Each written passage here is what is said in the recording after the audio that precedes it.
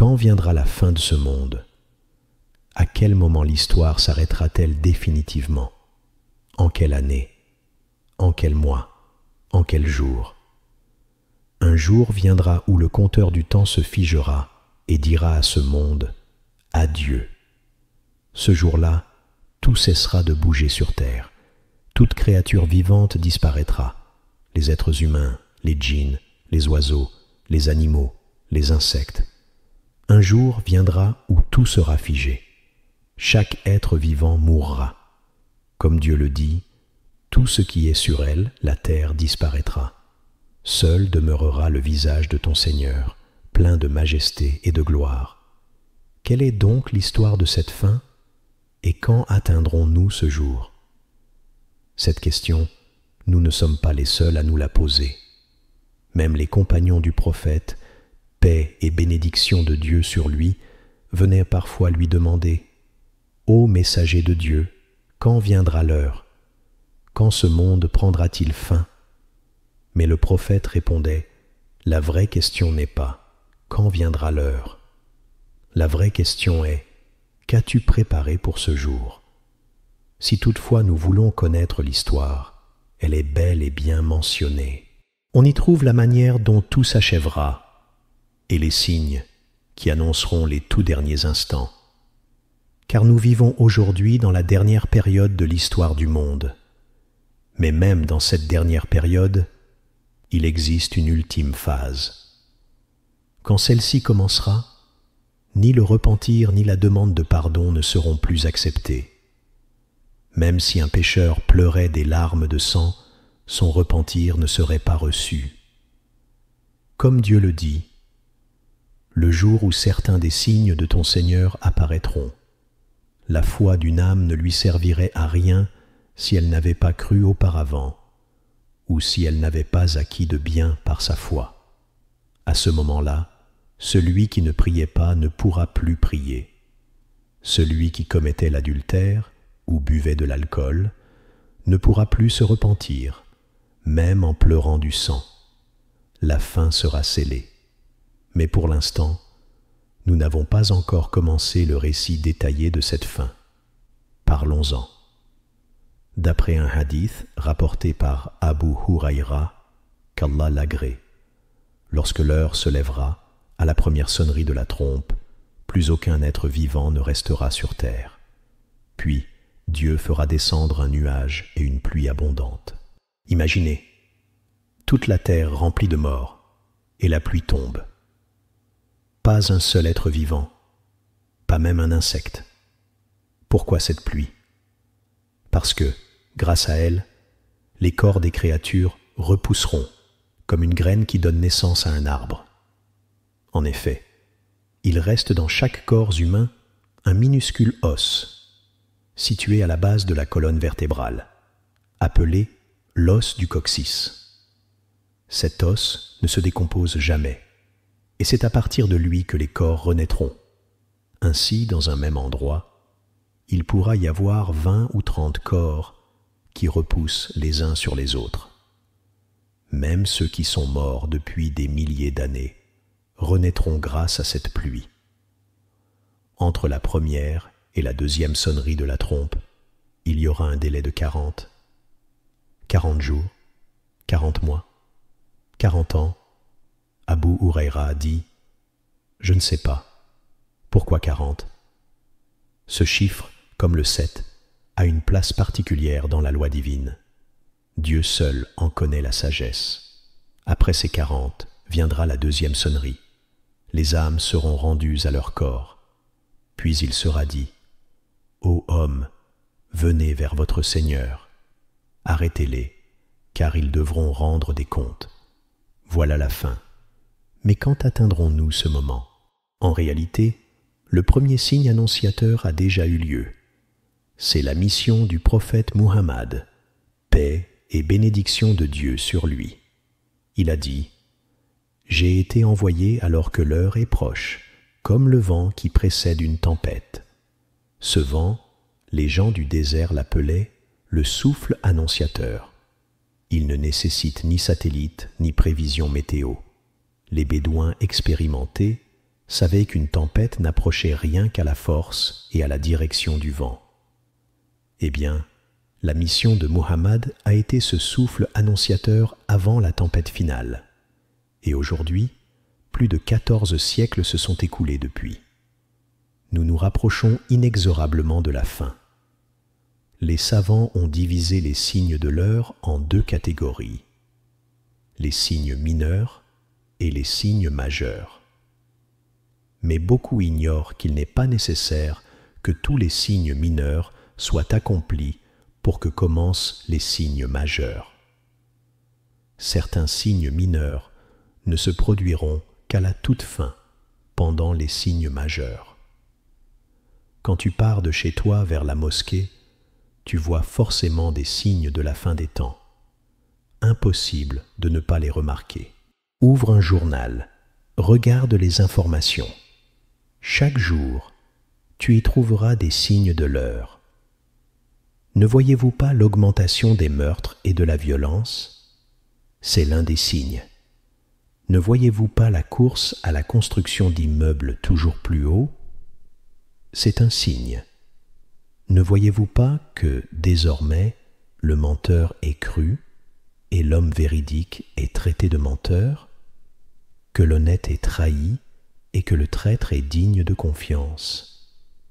Ne voyez-vous pas, à travers les médias, des personnes insignifiantes s'exprimer sur les affaires de la communauté musulmane?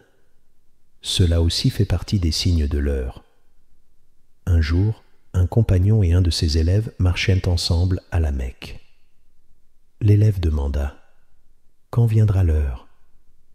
Le compagnon répondit « Lorsque tu verras la Mecque creusée d'un bout à l'autre, traversée par des tunnels, et que ses constructions dépasseront la hauteur des montagnes, alors sache que l'heure est sur le point de venir. » Dieu dit « Qu'attendent-ils, sinon que l'heure leur vienne soudainement ?» La plupart des gens aujourd'hui vivent dans l'insouciance et l'égarement. Plus des 3/4 de l'humanité ne connaissent pas Dieu. Et même au sein de la communauté musulmane, la majorité ignore ses enseignements. Ceux qui connaissent Dieu avec science et clairvoyance sont rares. Le prophète, paix et bénédiction de Dieu sur lui, a dit qu'un signe de la fin des temps serait l'apparition d'un grand feu dans la région du Hedjaz, un feu dont la lumière se reflèterait sur les coups des chameaux à Bousra, en Syrie. Ce signe est déjà apparu au 7e siècle de l'Hégire, et les historiens comme Ibn Kathir l'ont rapporté dans leurs ouvrages. Ce jour-là, la population fut bouleversée. Les gens se repentirent, rendirent leurs biens, affranchirent des esclaves. Mais une fois le feu éteint, beaucoup retournèrent à leurs habitudes. C'est là le problème des cœurs. Ils se repentent en voyant un signe, puis oublient. Aujourd'hui, il ne se passe pas 2 semaines sans qu'on entende parler d'un tremblement de terre quelque part. Cela aussi est un signe. À l'approche de la fin, les lois naturelles se dérégleront. Un jour, le mouvement du soleil changera. Même les scientifiques admettent qu'une catastrophe mondiale pourrait survenir. Le climat se dérègle, la couche d'ozone s'affaiblit, la pollution augmente. Souvenez-vous du nuage de cendres qui s'est échappé du volcan d'Islande il y a quelques années. Ce petit événement a perturbé l'Europe entière. Économie paralysée, vols annulés, pénurie. Et ce n'était qu'un phénomène mineur. Imaginez alors le grand nuage de fumée annoncé dans le Coran. Attends donc le jour où le ciel apportera une fumée visible qui couvrira les gens. Ce sera un châtiment douloureux. Ce jour-là, les hommes supplieront « Seigneur, écarte de nous ce châtiment, et nous croirons. » Et pourtant, nous n'avons pas encore abordé les grands signes. Quant aux signes mineurs, il suffit de sortir pour les voir. L'exhibitionnisme, la vulgarité, l'augmentation de la fornication, la généralisation de l'usure, la musique et les chanteuses exposées publiquement, même dans certains pays musulmans. Peut-être même que les voitures que nous utilisons aujourd'hui pourraient être, sans que nous le sachions, l'un des signes de la grande heure. Les signes, aujourd'hui, sont autour de nous. Permettez-moi de vous partager une réflexion personnelle qui pourrait être juste ou erronée. Parmi vous, qui a déjà visité la mosquée du prophète ou au moins vu des images récentes? Avec son agrandissement majestueux, elle n'est plus comme il y a 20 ans.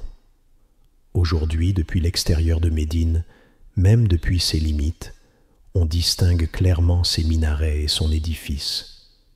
Ce n'était pas le cas il y a quelques décennies.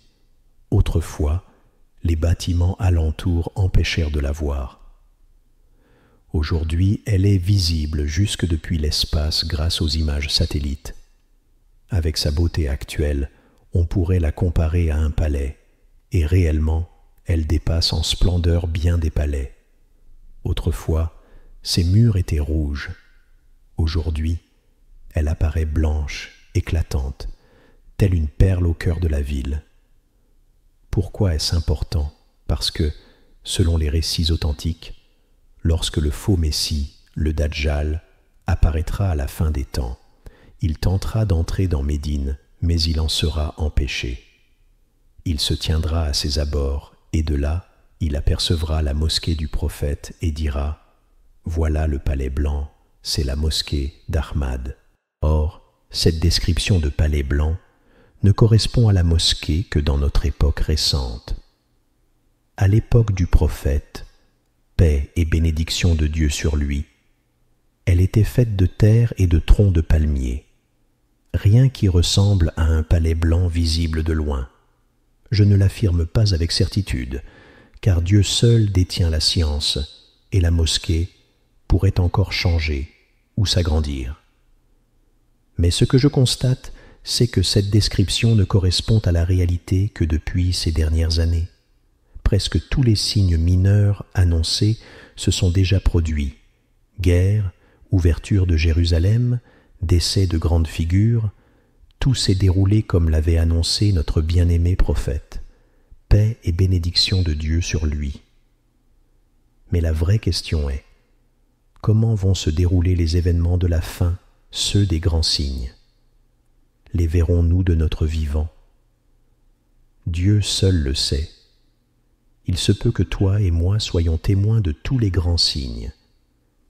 Sachez que même le prophète, paix et bénédiction de Dieu sur lui, disait à ses compagnons, « Si le Dajjal sort alors que je suis parmi vous, je me chargerai de le confronter à votre place. Mais s'il sort en mon absence, chacun devra se protéger lui-même. » Le prophète lui-même envisageait la possibilité que le Dajjal apparaisse du vivant de ses compagnons. Or, nous sommes aujourd'hui plus de 1400 ans après.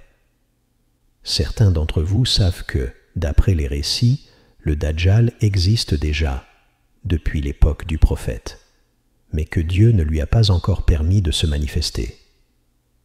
Quand commenceront les grands signes? Ils débuteront par de terribles guerres. Mémorisez bien ce récit, car si vous en êtes témoin, vous devrez savoir quoi faire, avec qui vous alliez et où vous dirigez.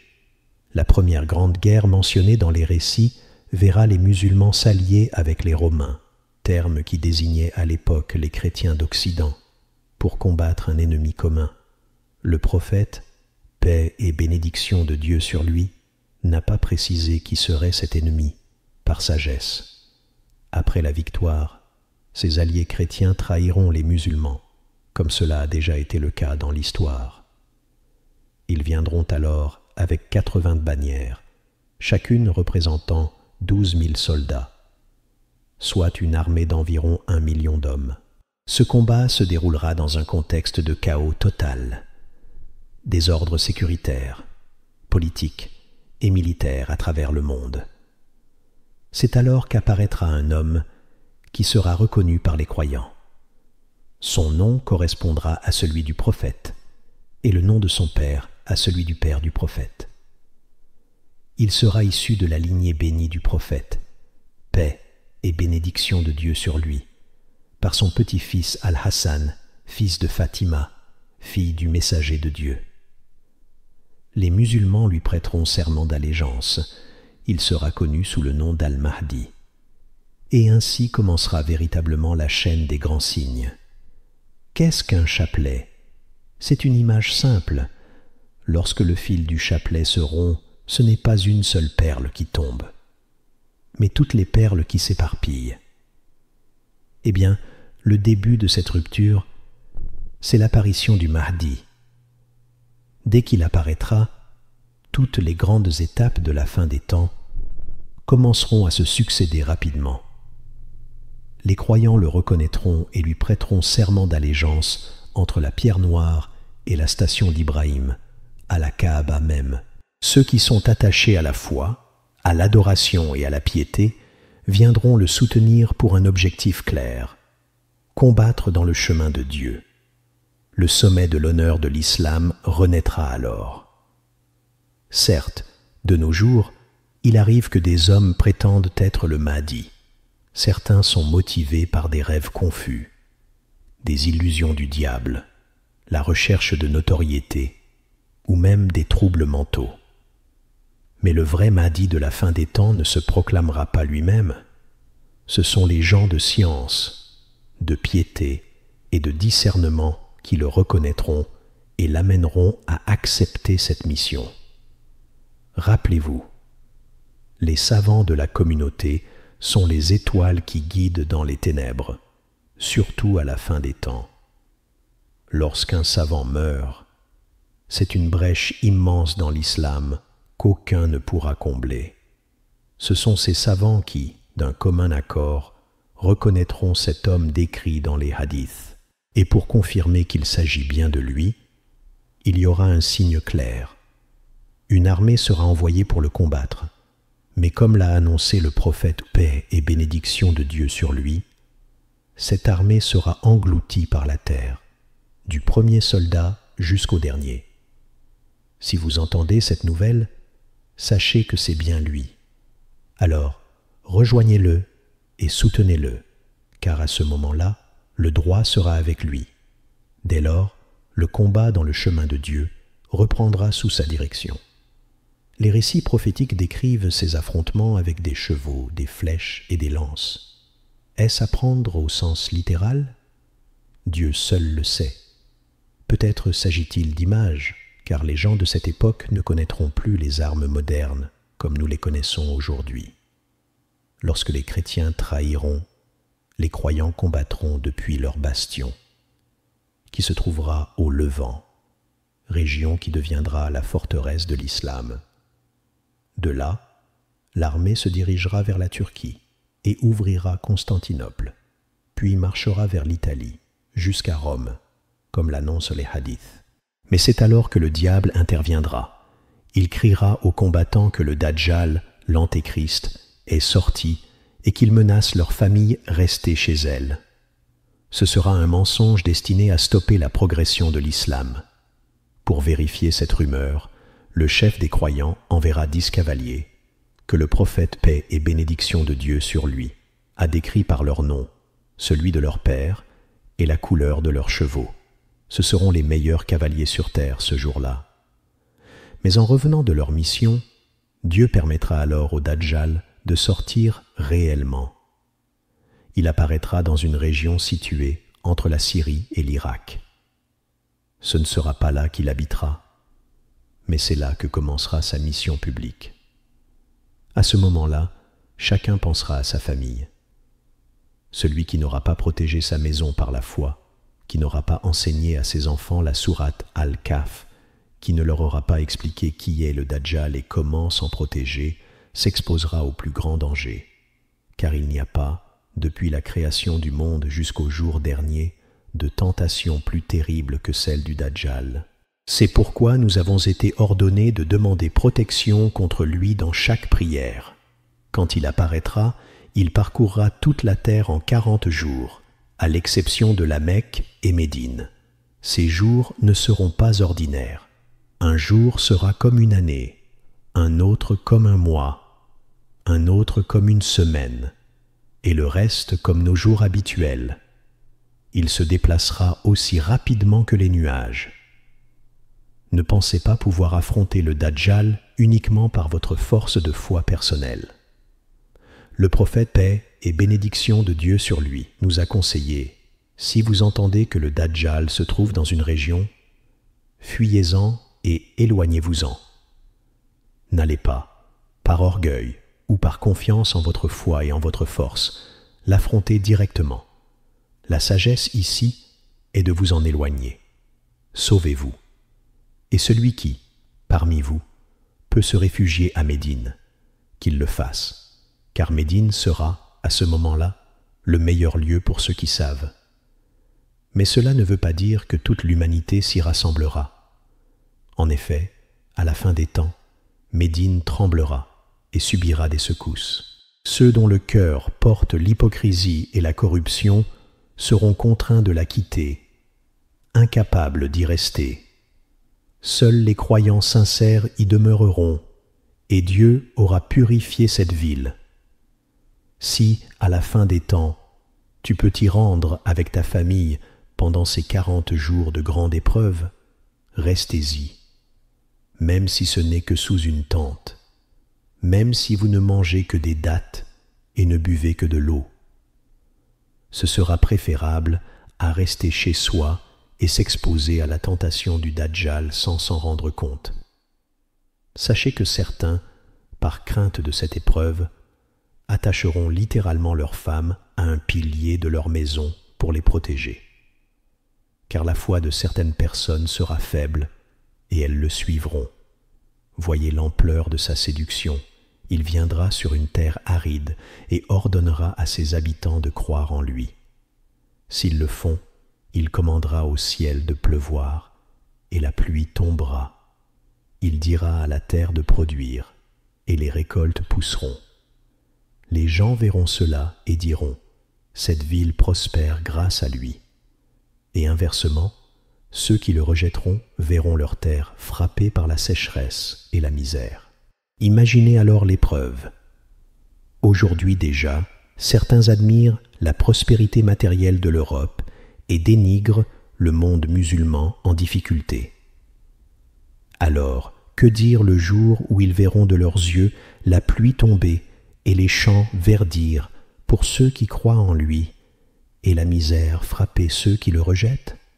Beaucoup, par ignorance, se rallieront au Dajjal. Parmi ces tentations, il y aura aussi une apparente part de paradis et une part de feu. Celui qui se retrouvera contraint de l'affronter devra, avec sa famille, chercher protection auprès de Dieu contre Satan, réciter le Coran, et notamment la sourate Al-Kahf. Celui qui lit cette sourate sera protégé contre lui et il ne pourra pas l'atteindre. Mais celui qui ne la connaît pas, ni lui, ni ses enfants, sera vulnérable. Et lorsque le Dajjal présentera son feu et son paradis, sachez que son paradis est en réalité un feu, et que son feu est en réalité un paradis. Le prophète, paix et bénédiction de Dieu sur lui, a dit que celui qui se retrouve contraint de faire face au Dajjal ferme les yeux, baisse la tête et plonge dans ce qu'il voit comme étant le feu, car il y trouvera une eau pure et rafraîchissante. Cela, seuls ceux qui ont une foi ferme et une science solide pourront le faire. Parmi ses plus grandes épreuves, il viendra à un homme et lui dira « Crois en moi ». L'homme répondra « Non ». Le Dajjal dira alors « Veux-tu voir ta mère et ton père ?» Et sur son ordre, un tombeau s'ouvrira, et l'homme verra une personne ressemblant à sa mère et une autre à son père lui dire « Mon fils, nous avons vu la vérité après notre mort, et voici ton Seigneur, crois en lui. » En réalité, ce seront des démons prenant leur apparence pour le tromper. Aucune épreuve, depuis la création de l'humanité, ne sera aussi grande que celle du Dajjal.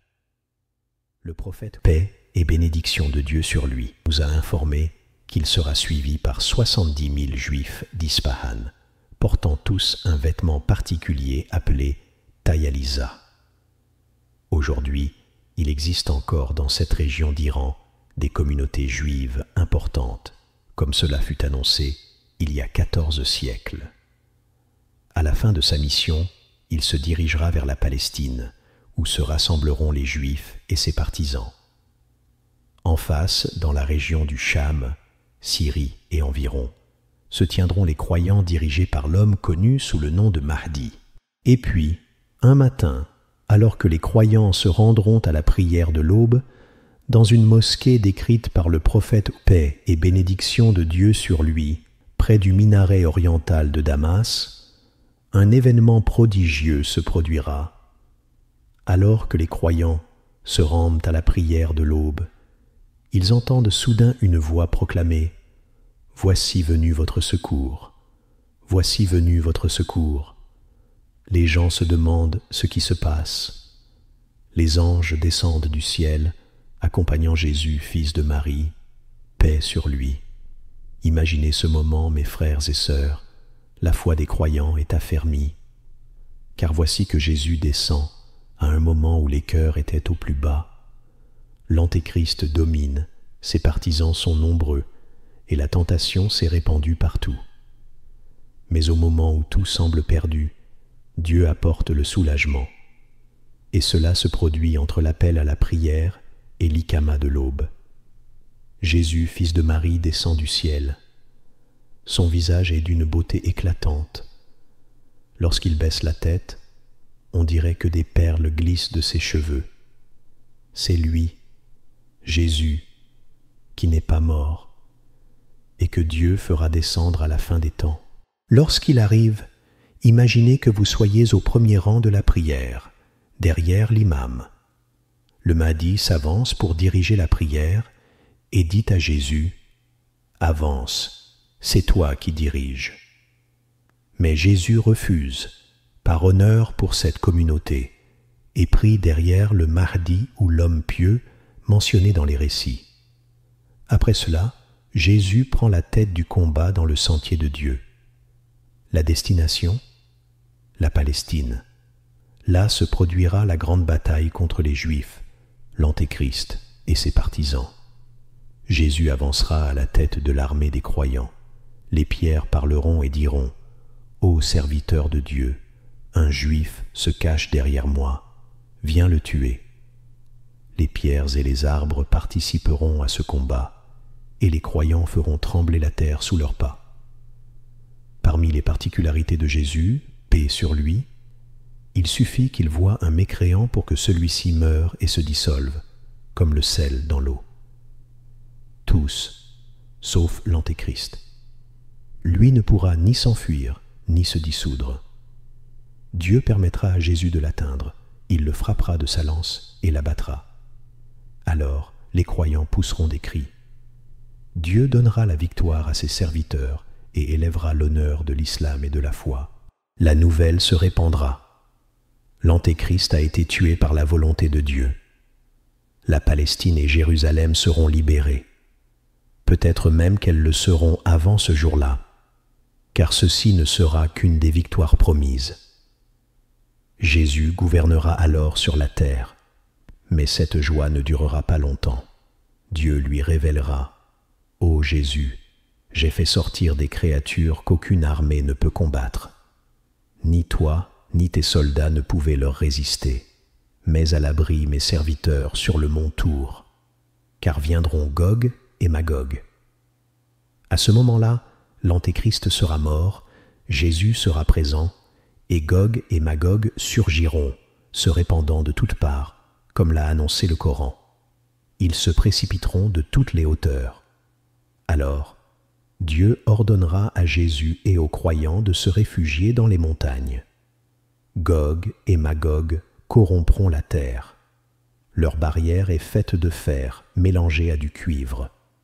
Certains pourraient demander « Pourquoi les satellites ne l'ont-ils pas repéré ?» La réponse est dans la parole divine, et vous n'avez reçu que peu de science. Beaucoup d'événements se produiront alors. Frères et sœurs, le barrage construit par Dhu al-Qarnayn entre nous et Gog et Magog sera démoli. Lorsque le barrage sera démoli, Ils déferleront les uns sur les autres en grand nombre. Alors qu'ils se répandront, Allah, exalté soit-il, révélera à Jésus, paix soit sur lui. J'ai libéré des serviteurs que personne ne peut combattre, alors abrite mes serviteurs sur la montagne du Sinaï. Gog et Magog descendront de toutes les hauteurs, et les premiers d'entre eux passeront par le lac de Tibériade, buvant toute son eau, et les derniers d'entre eux diront « Il y avait autrefois de l'eau ici ». Ils avanceront jusqu'à atteindre la montagne de Camre à Jérusalem et diront « Nous avons tué ceux sur terre, maintenant tuons ceux dans le ciel. » Ils lanceront leurs flèches vers le ciel, et Allah, exalté soit-il, fera revenir leurs flèches trempées de sang, comme une épreuve pour eux. Jésus, paix soit sur lui, et ses compagnons seront assiégés au point où la tête d'un bœuf sera meilleure pour l'un d'eux que 100 dinars pour l'un d'entre vous aujourd'hui. Jésus, paix soit sur lui, et ses compagnons prieront alors Allah, exalté soit-il, et il enverra des vers dans les coups de Gog et Magog, les tuant tous en une nuit. Jésus, paix soit sur lui, et ses compagnons descendront alors sur terre, ne trouvant pas un endroit d'une coudée, sans les cadavres de Gog et Magog et leur puanteur. Ils prieront Allah, exalté soit-il, pour qu'il envoie des oiseaux au long cou, pour emporter les corps de Gog et Magog. Ensuite, Allah, le Tout-Puissant, enverra de la pluie, une pluie qui ne laissera aucun abri de pierre, ni de poil, sans le toucher. Cette pluie nettoiera la terre, jusqu'à la rendre lisse comme un miroir. Il sera alors ordonné à la terre de produire ses fruits et de rétablir ses bénédictions. Ce jour-là, un groupe de personnes pourra manger d'une seule grenade et se protéger à l'ombre de son écorce. Jésus, fils de Marie, paix soit sur lui, restera sur terre pendant lesquelles il brisera la croix, tuera le porc et appellera à l'unicité de Dieu avec la loi et la religion de l'islam. Les gens entreront en masse dans la religion d'Allah, le Tout-Puissant. Jésus, paix soit sur lui, accomplira le pèlerinage à la maison de Dieu et la Omra, puis il mourra. Après la mort de Jésus, le diable reviendra pour corrompre les gens et l'humanité retournera de nouveau à l'égarement. Il y aura un effondrement de terre à l'est. Une ville entière sera engloutie en une nuit sans laisser de traces. Pendant que les gens parleront de cet événement, un autre effondrement se produira à l'ouest, puis un autre en Arabie. Ensuite, un épais nuage de fumée remplira l'espace entre le ciel et la terre, couvrant les gens comme Allah, le Tout-Puissant, l'a dit. Alors attends le jour où le ciel apportera une fumée visible couvrant les gens. Ceci est un châtiment douloureux. Les croyants en souffriront légèrement comme un rhume, mais les non-croyants en souffriront gravement. Cette fumée se dissipera ensuite, marquant l'approche des 3 derniers signes.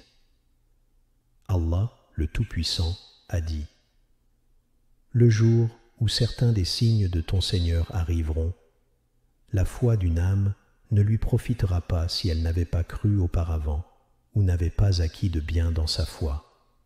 Dis : Attendez, nous attendons aussi. Le premier de ces signes sera le lever du soleil de l'ouest au lieu de l'est. Dès que le soleil se lèvera de l'ouest, les anges poseront leurs plumes, et aucune repentance ne sera acceptée, aucune action ne sera reconnue, et aucune prière ne sera entendue. La préparation pour le jour de la résurrection commencera alors. Le soleil se lèvera de l'ouest pendant 3 jours consécutifs, puis reviendra à son lever habituel à l'est. À ce moment-là, la terreur et la peur s'empareront des gens, et la certitude de l'approche de l'heure se fera sentir. Ensuite, une bête apparaîtra, parlant aux gens, comme Allah, le Tout-Puissant, l'a dit. Et quand la parole se réalisera contre eux, nous leur ferons sortir de la terre une bête qui leur parlera, car les gens n'étaient pas convaincus de nos signes. Cette bête parcourra la terre, et parmi ses devoirs, elle marquera les gens sur leur nez. Il est rapporté dans plusieurs récits non authentiques qu'elle marquera les gens comme croyants ou non-croyants. Ensuite, elle disparaîtra, et les gens continueront à vivre pendant un certain temps, au point qu'un homme pourra acheter un chameau et dire « De qui as-tu acheté cela ?» Et il répondra « Je l'ai acheté d'un des marqués. » Les gens vivront ainsi pendant un certain temps, croyants et non-croyants, jusqu'à ce qu'Allah, le Tout-Puissant, ordonne la fin de cette vie humaine. Un autre signe de l'heure sera l'envoi par Allah, le Tout-Puissant, d'un vent doux comme la soie, qui soufflera sur les gens partout sur terre. Ce vent ne laissera personne avec un grain de foi dans son cœur sans le prendre, et il mourra. Tous les croyants mourront, et il ne restera sur terre que les mécréants. La mention d'Allah, le Tout-Puissant, disparaîtra de la terre entière. Comme l'a dit le messager d'Allah, paix et bénédiction sur lui, l'heure ne se lèvera pas tant qu'on ne dira plus sur terre « Allah, Allah ». Les justes partiront un par un, et il ne restera que des gens corrompus, comme les résidus des dattes. Allah, le Tout-Puissant, ne se souciera pas d'eux. L'islam disparaîtra, on ne saura plus ce qu'est le jeûne, la prière ou l'aumône, et le Coran disparaîtra sans qu'il n'en reste un seul verset.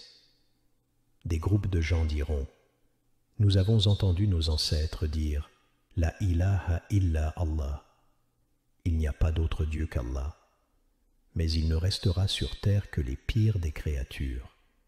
C'est sur eux que l'heure se lèvera.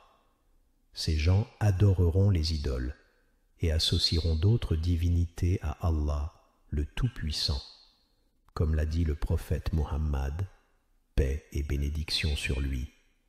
Ils vivront avec la légèreté des oiseaux et les rêves des bêtes sauvages, ne connaissant ni le bien ni le mal. Le diable se manifestera à eux et leur dira « Ne répondez-vous pas ?» Ils diront « Que nous ordonnes-tu » Il leur ordonnera d'adorer les idoles, si bien qu'on adorera de nouveau Allat et Al-Uzza sur terre. La Kaaba sera détruite, comme l'a rapporté notre Seigneur, prophète et bien-aimé Muhammad, paix et bénédiction sur lui, qui a dit que la Kaaba sera détruite par un homme aux jambes maigres d'Abyssinie. Il lui arrachera ses ornements et la dépouillera de son revêtement. Il la frappera de sa houe et de sa pioche, la détruisant pierre par pierre. À ce moment difficile, le dernier signe de l'heure apparaîtra. Un feu surgira sur les gens comme une inondation depuis Hadramout, poussant les gens vers le Levant, la terre de la résurrection. Ce feu passera la nuit avec eux, où ils passeront la nuit, se reposera avec eux, où ils se reposeront, et se lèvera avec eux, où ils se lèveront. Ils quitteront la ville dans son meilleur état. Allah, le Tout-Puissant, ordonnera alors de mettre fin à cette vie terrestre et à l'humanité. Il commandera au souffleur de la trompette de souffler le premier souffle, celui de la stupéfaction et de la mort. En entendant ce souffle, tous ceux qui sont dans les cieux et sur la terre mourront, sauf ceux qu'Allah, le Tout-Puissant, voudra épargner. Il ne restera alors que Dieu, le Tout-Puissant.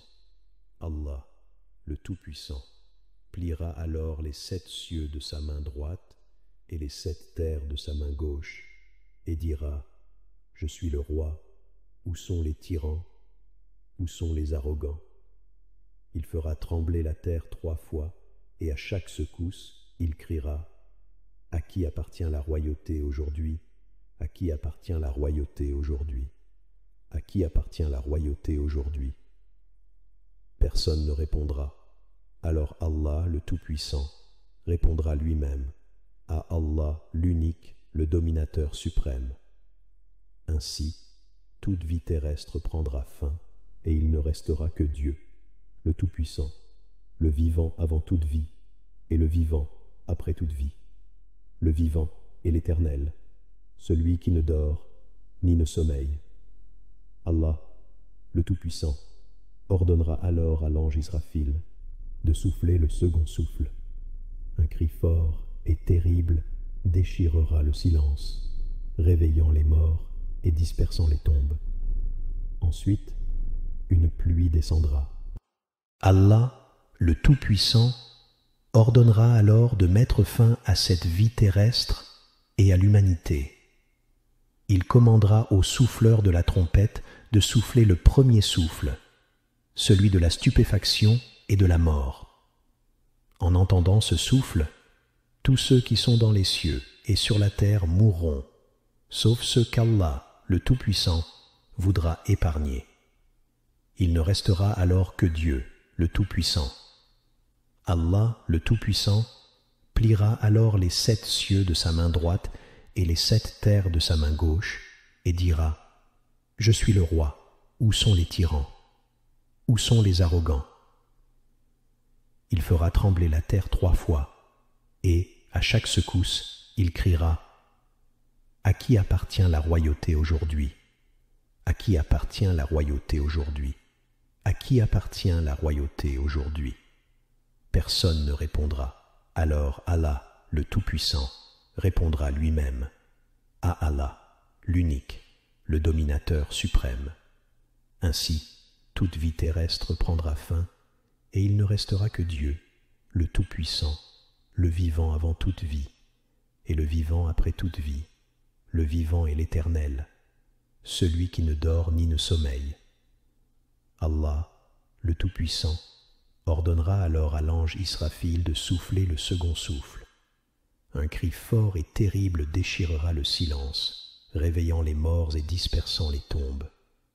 Ensuite, une pluie descendra. Le ciel se fend, et la terre en sort les humains, pieds nus, recouverts de la poussière de leur tombe. Ils se hâtent tous pour répondre à l'appel. Aujourd'hui est le jour du jugement, le jour de l'assourdissant cri, le jour de la catastrophe, le jour de la grande calamité, le jour du tremblement et de l'approche imminente, le jour où les gens se lèveront devant le Seigneur des mondes. Depuis Adam, paix sur lui, jusqu'à la fin des temps, Allah, le Tout-Puissant, les rassemblera et les jugera. Ils regarderont autour d'eux, stupéfaits. Est-ce bien la terre sur laquelle nous avons vécu ? Les montagnes ont été réduites en poussière, les rivières se sont asséchées, les mers se sont enflammées, et la terre n'est plus la même terre, et le ciel n'est plus le même ciel. Il n'y a aucune échappatoire à cet appel. La réalité de l'événement est survenue. Tout le monde est silencieux. Chacun est préoccupé par son propre sort, ne pensant qu'à son propre désastre. Tous sont debout sur la terre de la résurrection. Les gens ont les yeux écarquillés. Le soleil est si proche de leur tête, à une distance d'1 mille seulement. Mais en ce jour, sa chaleur est multipliée et son intensité accrue. Les gens transpirent et leur sueur monte selon leurs actions. Pour certains, elle atteint leurs chevilles, pour d'autres, leurs genoux, pour d'autres encore, leurs épaules, et pour certains, elle les submerge entièrement. Cependant, un groupe se tiendra à l'ombre d'Allah, le Tout-Puissant, le jour où il n'y a d'ombre que la sienne, comme l'a dit le messager d'Allah. Paix et bénédiction sur lui. 7 catégories de personnes seront à l'ombre d'Allah ce jour-là.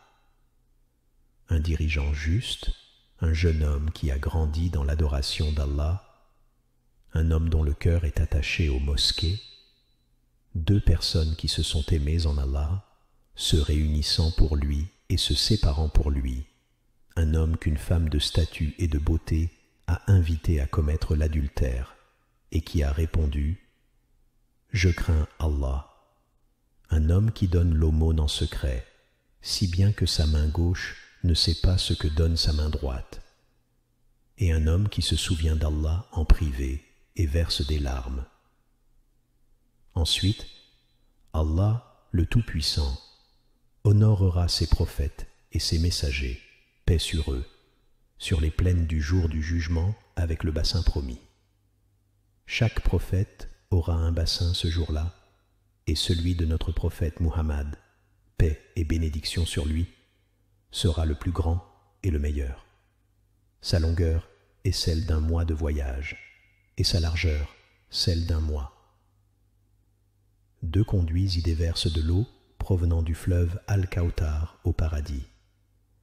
Son eau est plus blanche que le lait, plus douce que le miel et plus parfumée que le musc. Ses coupes sont aussi nombreuses que les étoiles du ciel, en nombre, en description et en éclat. Celui qui en boit ne ressentira jamais plus la soif. Les croyants en Allah, le Tout-Puissant, et en son messager, paix et bénédiction sur lui, qui ont suivi sa loi, s'en abreuveront. Ceux qui ont rejeté et méprisé ce droit chemin en seront repoussés.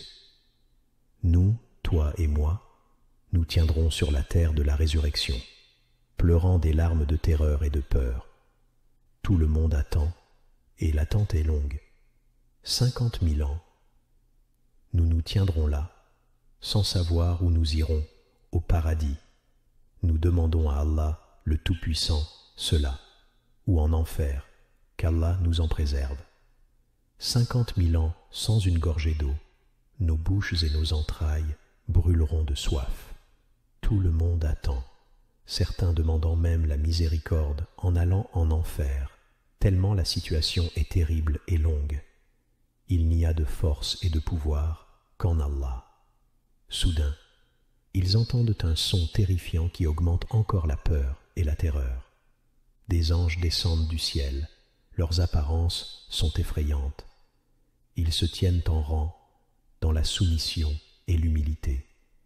Les gens sont effrayés et leur demandent « Y a-t-il parmi vous notre Seigneur ?» Les anges tremblent et continuent de descendre. Ensuite, le Tout-Puissant, exalté soit-il, descend dans des nuées de nuages, et les anges descendent avec lui. Son trône est porté ce jour-là par 8 anges. Alors, Allah, le Tout-Puissant, place Sa Majesté pose son trône où il le veut sur sa terre, puis de sa voix il dit « Ô assemblée des djinns et des hommes, j'ai prêté l'oreille à vos propos depuis que je vous ai créés jusqu'à ce jour. J'écoute vos paroles et j'observe vos actions. Écoutez-moi donc. Ce ne sont que vos actions et vos registres qui vous sont lus. Que celui qui trouve du bien remercie Allah, et que celui qui trouve autre chose ne blâme que lui-même. Puis Allah ordonne à l'enfer et en sort un coup sombre et éclatant. Alors il dit « Ne vous ai-je pas averti, ô enfants d'Adam, de ne pas adorer le diable? Il est pour vous un ennemi évident. Adorez-moi, ceci est un chemin droit. Il a certes égaré un grand nombre parmi vous. Ne compreniez-vous donc pas? Voici l'enfer que vous étiez promis. » Pour être honnête, chers téléspectateurs, Ibn Baz, qu'Allah ait pitié de lui, a dit de ce hadith qu'il a été rapporté par Ismaïl ibn Rafi, un narrateur du hadith du corps, et qu'il est faible selon les savants, et que certaines de ses versions sont étranges. Cependant, les récits de l'intercession et des gens du paradis et de l'enfer sont confirmés dans de nombreux hadiths authentiques.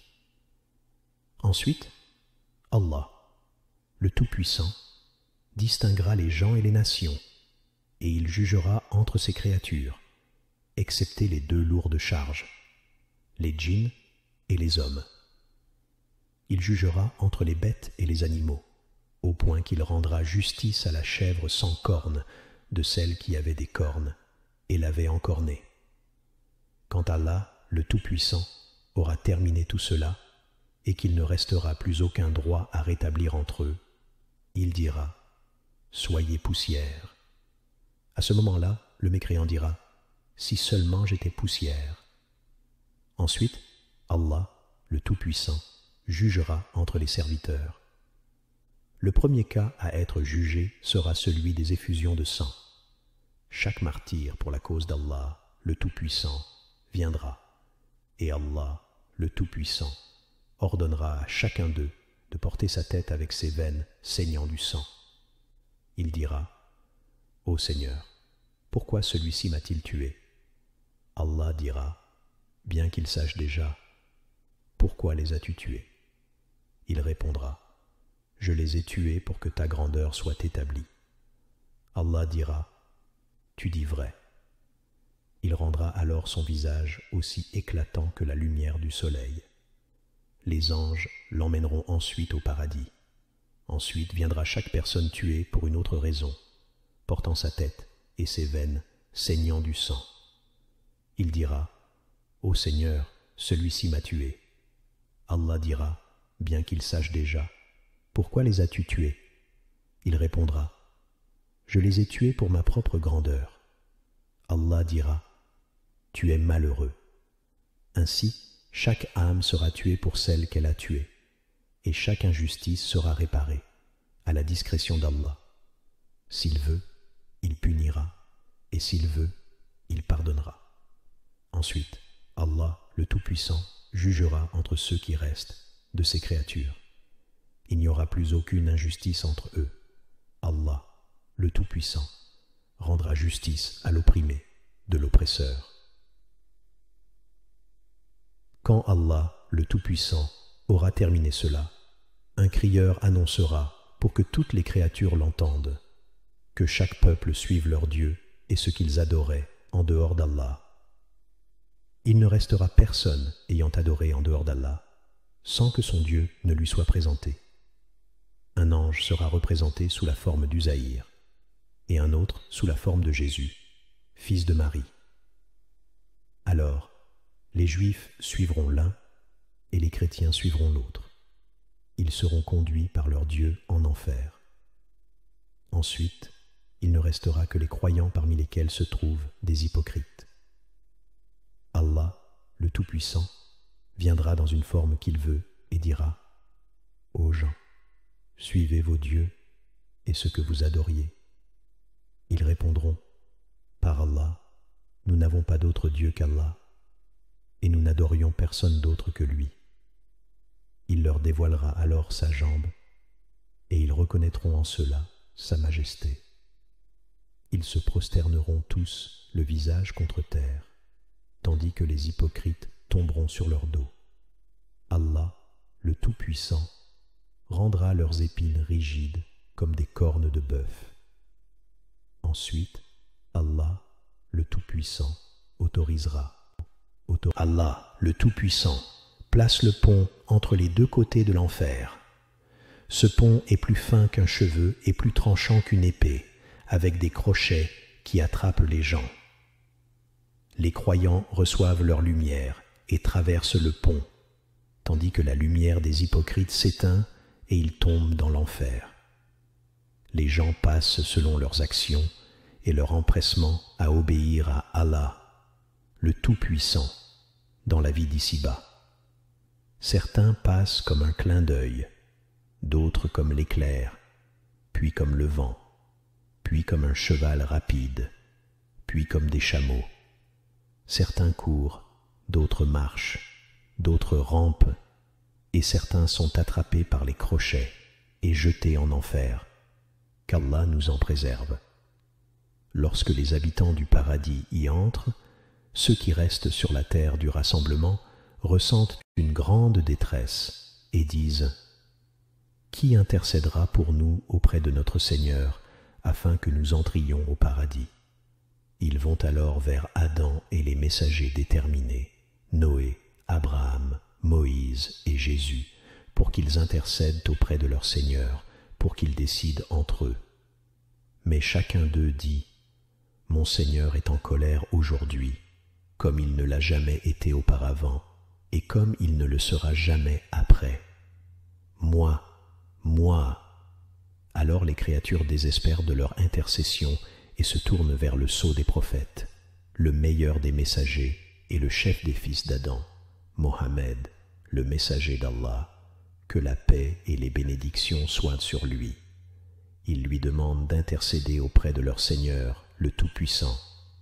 Il dit, « Je suis pour cela, je suis pour cela. » Il va alors demander la permission à son Seigneur, le Tout-Puissant, puis se prosterne sous le trône.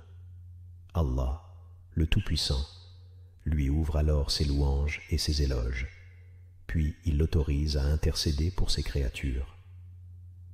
Allah, le Tout-Puissant, dit, « J'ai accepté ton intercession et je les ai autorisés à entrer au paradis. » Il est dit alors qu'Allah, le Tout-Puissant, intercède lui-même et dit, « Sortez ceux que vous trouvez dans leur cœur une foi équivalente à 2/3 d'un dinar, puis 1/3 d'un dinar, puis 1/4 d'un dinar, puis 1 carat, puis une graine de moutarde. » Ils sortent alors ceux-là, jusqu'à ce qu'il n'en reste plus aucun, et qu'il ne reste plus en enfer personne ayant fait un bien pour Allah. Il ne reste plus personne ayant droit à une intercession sans qu'on intercède pour lui. Même Iblis, Satan, se redresse avec espoir en voyant la miséricorde d'Allah, espérant qu'on intercède pour lui. Puis Allah, le Tout-Puissant, dit, « Il ne reste plus que moi, le plus miséricordieux des miséricordieux. » Il est dit alors qu'il plonge sa main dans l'enfer et en sort ce que seul lui peut compter, comme s'ils étaient des charbons.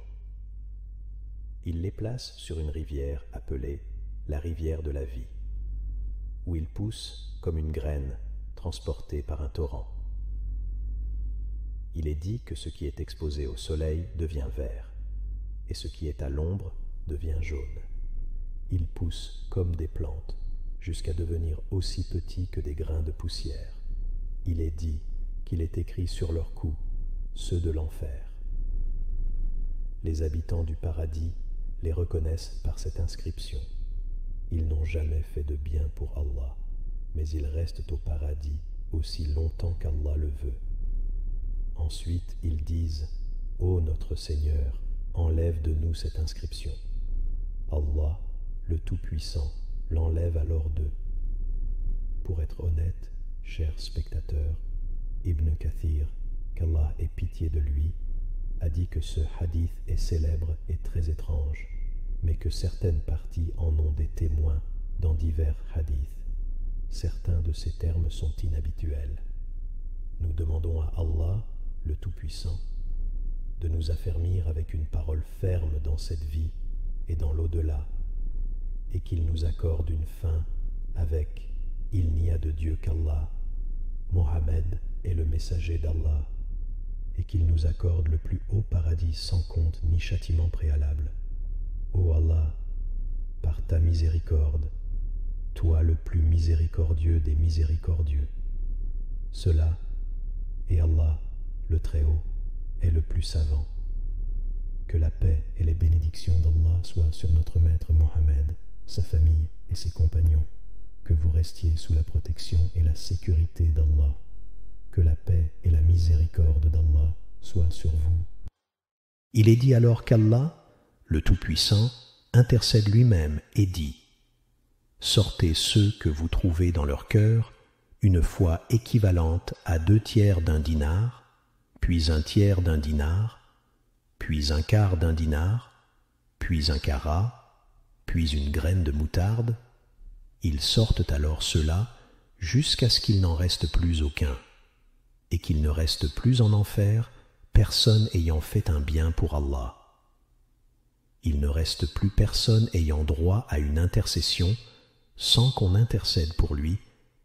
Même Iblis, Satan, se redresse avec espoir en voyant la miséricorde d'Allah, espérant qu'on intercède pour lui.